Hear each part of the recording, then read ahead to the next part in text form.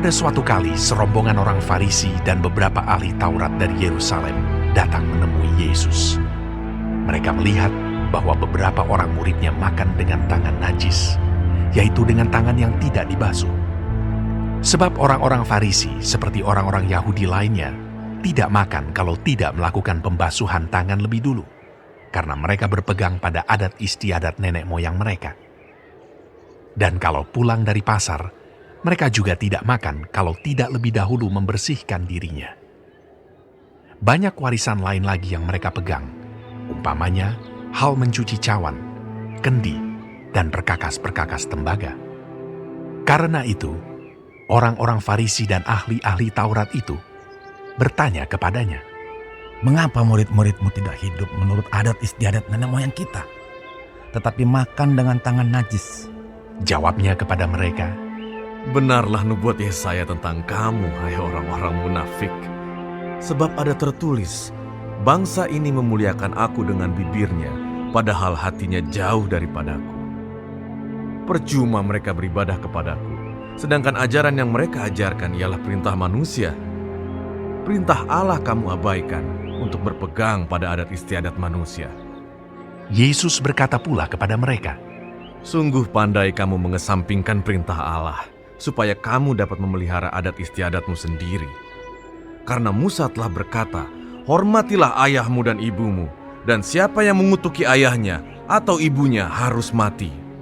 Tetapi kamu berkata, kalau seorang berkata kepada bapanya atau ibunya, apa yang ada padaku yang dapat digunakan untuk pemeliharaanmu sudah digunakan untuk korban, yaitu persembahan kepada Allah, maka kamu tidak membiarkannya lagi berbuat sesuatu pun untuk bapanya atau ibunya. Dengan demikian, firman Allah kamu nyatakan tidak berlaku demi adat istiadat yang kamu ikuti itu. Dan banyak hal lain seperti itu yang kamu lakukan." Lalu Yesus memanggil lagi orang banyak dan berkata kepada mereka, "Kamu semua, dengarlah kepadaku dan camkanlah. Apapun dari luar yang masuk ke dalam seseorang tidak dapat menajiskannya, tetapi apa yang keluar dari seseorang, itulah yang menajiskannya. Barang siapa bertelinga untuk mendengar, hendaklah ia mendengar."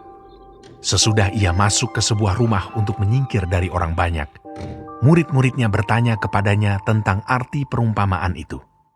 Maka jawabnya, "Apakah kamu juga tidak dapat memahaminya? Tidak tahukah kamu bahwa segala sesuatu dari luar yang masuk ke dalam seseorang tidak dapat menajiskannya?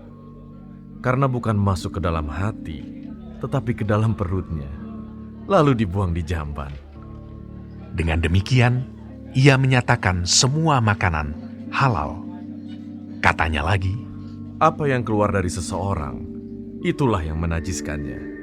Sebab dari dalam, dari hati orang, timbul segala pikiran jahat, percabulan, pencurian, pembunuhan, perzinahan, keserakahan, kejahatan, kelicikan, hawa nafsu, iri hati, hujat, kesombongan, kebebalan. Semua hal-hal jahat ini timbul dari dalam dan menajiskan orang. Lalu Yesus berangkat dari situ dan pergi ke daerah Tirus. Ia masuk ke sebuah rumah dan tidak mau bahwa ada orang yang mengetahuinya. Tetapi kedatangannya tidak dapat dirahasiakan. Malah seorang ibu yang anaknya perempuan kerasukan roh jahat segera mendengar tentang dia, lalu datang dan tersungkur di depan kakinya. Perempuan itu seorang Yunani bangsa Siro-Fenisia. Ia memohon kepada Yesus untuk mengusir setan itu dari anaknya. Lalu Yesus berkata kepadanya, Biarlah anak-anak kenyang dahulu, sebab tidak patut mengambil roti yang disediakan bagi anak-anak dan melemparkannya kepada anjing. Tetapi perempuan itu menjawab, Benar Tuhan, tetapi anjing yang di bawah meja juga makan remah-remah yang dijatuhkan anak-anak. Maka kata Yesus kepada perempuan itu, Karena kata-katamu itu, pergilah sekarang, sebab setan itu sudah keluar dari anakmu. Perempuan itu pulang ke rumahnya, lalu didapatinya anak itu berbaring di tempat tidur, sedang setan itu sudah keluar. Kemudian Yesus meninggalkan pula daerah Tirus dan dengan melalui Sidon pergi ke Danau Galilea di tengah-tengah daerah Dekapolis. Di situ orang membawa kepadanya seorang yang tuli dan yang gagap dan memohon kepadanya supaya ia meletakkan tangannya atas orang itu. Dan sesudah Yesus memisahkan dia dari orang banyak sehingga mereka sendirian, ia memasukkan jarinya ke telinga orang itu. Lalu ia meludah dan meraba lidah orang itu. Kemudian sambil menengadah ke langit, Yesus menarik nafas dan berkata kepadanya, Efata. artinya, terbukalah. Maka terbukalah telinga orang itu, dan seketika itu terlepas pulalah pengikat lidahnya. Lalu ia berkata-kata dengan baik.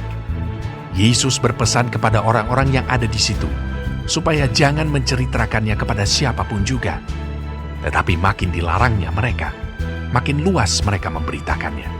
Mereka takjub dan tercengang dan berkata, Ia menjadikan segala-galanya baik. Yang tuli dijadikannya mendengar, yang bisu dijadikannya berkata-kata.